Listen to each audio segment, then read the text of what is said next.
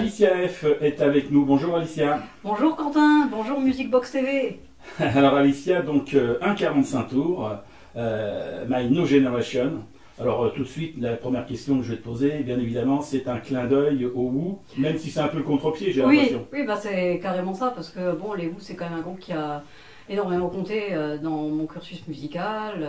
Donc bon, il fallait bien faire un petit clin d'œil à ce grand groupe anglais.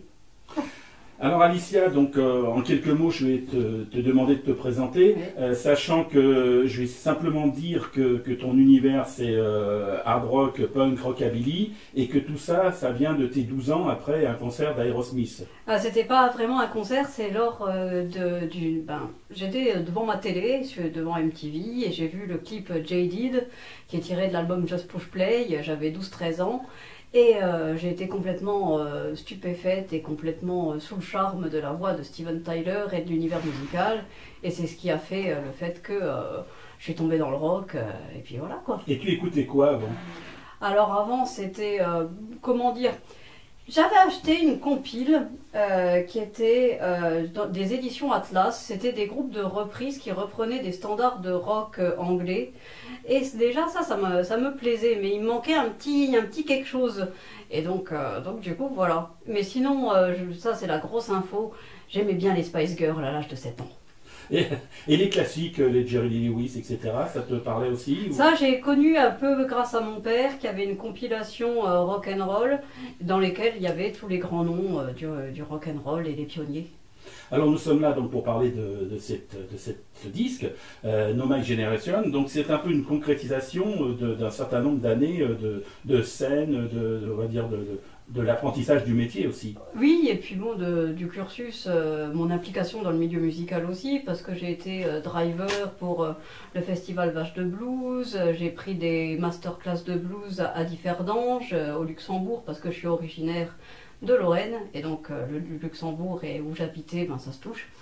Et puis voilà quoi, et puis après j'ai connu Tony Marlowe, et puis on a commencé à faire quelques scènes ensemble.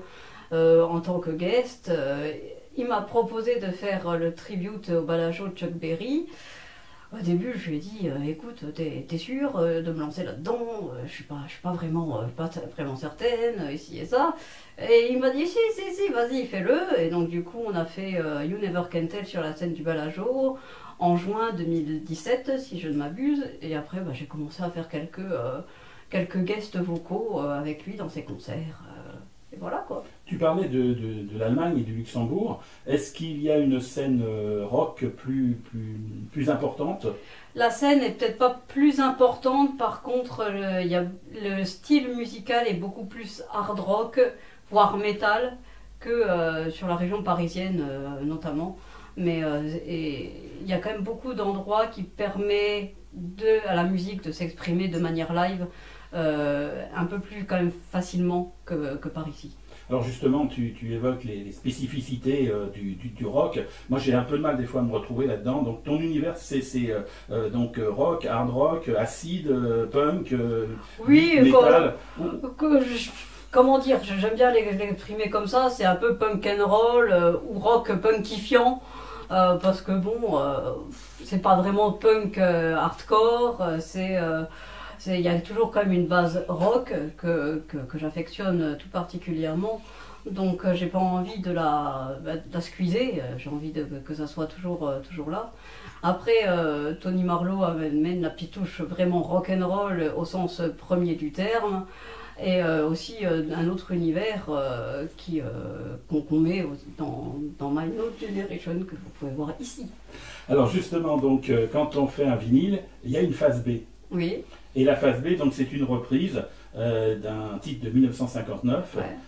Alors je vais la traduire en français, c'est J'ai combattu la loi. C'est le côté rebelle, ça, et le choix de cette chanson, je suppose. Oui, bah déjà, oui, forcément, parce que bon, je rentre pas trop dans les clous.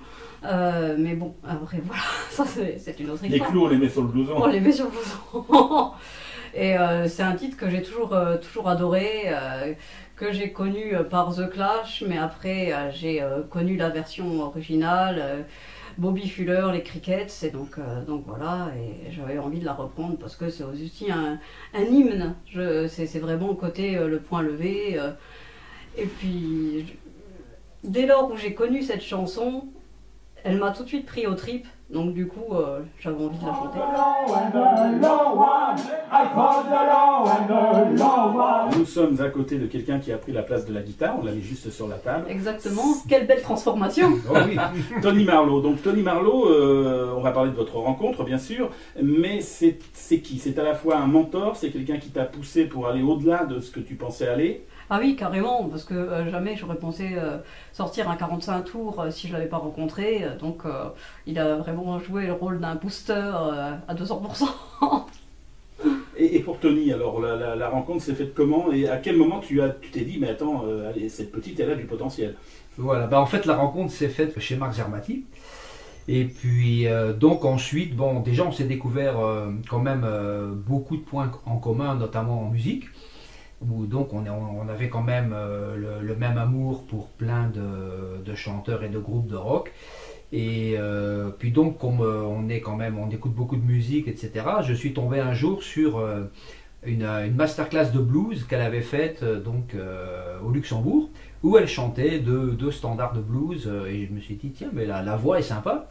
Et donc comme j'avais ce tribute Chuck Berry à préparer donc pour le Balajo, je lui ai dit, tiens, c'est ce que ça te dirait de chanter un titre de Chuck Berry. Donc, elle a hésité un peu, j'ai dû un petit peu insister. Et puis donc, on a choisi You Never Can Tell, que le film Pulp Fiction a pas mal popularisé, d'ailleurs, la fameuse danse de John Travolta avec Uma Thurman. Et donc, c'est parti comme ça. Et puis après, de fil en aiguille, on en a appris d'autres. Et puis, je me suis rendu compte aussi, qu'elle avait pas mal de choses à dire, à exprimer, donc notamment à travers de textes qu'elle écrit, parce que tous les textes c'est Alicia qui les écrit, où à chaque fois ça parle un petit peu comme My No Generation.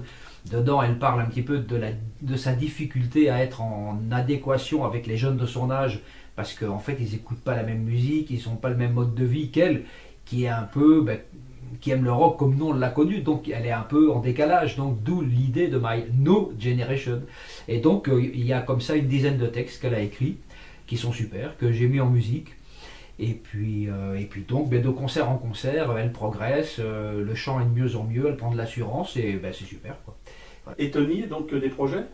Alors donc en dehors d'Alicia F, là effectivement j'ai un nouveau projet qui s'appelle Marlowe Rider, et qui est donc un power trio heavy blues rock, un petit peu donc qui garde toujours une base rockabilly avec de la contrebasse, mais musicalement c'est plus l'univers Jimi Hendrix, Eric Clapton, Rory Gallagher, Johnny Winter. Donc voilà un petit peu ce que j'ai goûté ado, et que plus on avance dans l'âge, plus l'adolescence revient avec beaucoup de force. Et donc j'avais envie de réaliser ce projet à côté des autres, quoi. Donc voilà, c'est un petit peu en ce qui me concerne, ce sera un petit peu le prochain album, ce sera ça, Marlowe Rider. Voilà, et puis il y aura un petit coin d'Alicia sûrement sur l'album. Et sur l'album, on a un duo tous les deux, d'ailleurs. On chante un titre en duo. Notre premier duo. Oui.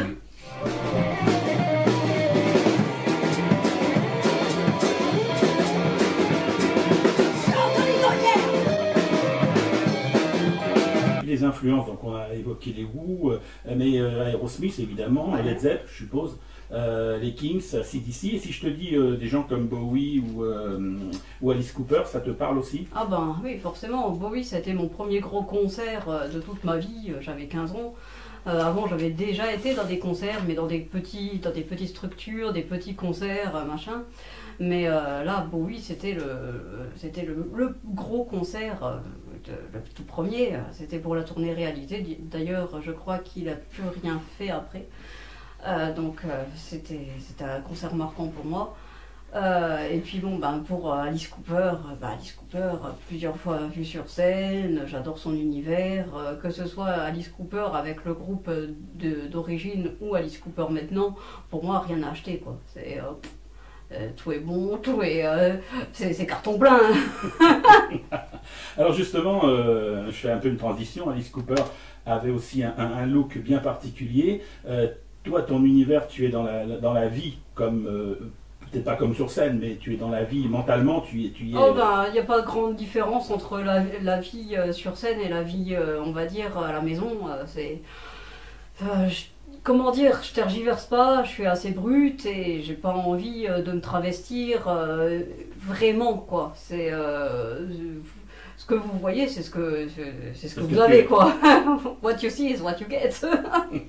Alors justement, ce choix de vestimentaire, de tenue, c'est lié à la fois à l'univers rock, mais aussi à autre chose, j'ai l'impression. Ah, il y a aussi un petit côté fétichiste aussi, avec le côté cuir, le côté wet look, c'est une matière qui ressemble à du cuir mais qui n'en est pas.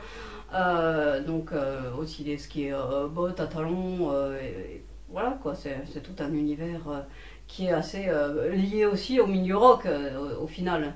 Le vinyle, la matière vinyle, c'est aussi la matière que l'on écoute en micro-sillon sur sa platine, quoi. Alors justement, pourquoi avoir fait le choix du vinyle? Pour le son, pour l'objet aussi, qui est quand même, pour un 2 titres, sortir un single dans une toute petite pochette cartonnée, j'ai l'impression d'être dans les années 90, à l'époque des tubes de l'été, et puis c'est le truc que tu prends, t'écoutes une fois et que tu ranges. C'est avec un 45 tours vinyle, avec une pochette vraiment cartonnée, avec un bel objet, avec une pochette intérieure aussi. On change, je trouve, d'aspect. Puis bon, aussi pour l'aspect collectionneur. C'est aussi toujours sympathique de ranger son petit vinyle dans sa collection de disques.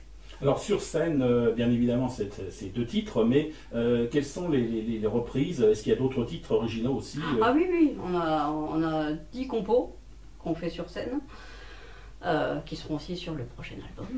Et sinon, dans les reprises, on fait aussi bien Black Sabbath que Ramones, que Joan Jett, que Eddie Cochran version Joan Jett aussi. On fait aussi des classiques du rock and roll comme Breathless de Jerry Lee Lewis, mais en version un peu plus speed. Sinon, voilà quoi, on fait beaucoup de reprises. I Need a Man de Barbara Pittman aussi, Harley Davidson par Brigitte Bardot, on fait un petit mix de tout ça. Puis aussi Alice Cooper, on reprend tous les... comment dire, toutes mes influences, toutes les chansons qui m'ont fait vibrer quand j'étais ado. Alice, je vais te laisser le mot de la fin. Et je vais juste citer une phrase que tu as dû dire quelque part. Soyons libres et soyons nous-mêmes. C'est ce qui te correspond le mieux. Oh ben oui, on va pas tergiverser 3 plombes. Il faut toujours être en adéquation avec soi-même sans jouer vraiment un rôle parce que sinon ça se voit. Et puis c'est quand même un petit peu... ça craint quoi. C'est relou. Exactement. Merci Alicia. Merci Quentin et merci Music Box TV. Bye bye.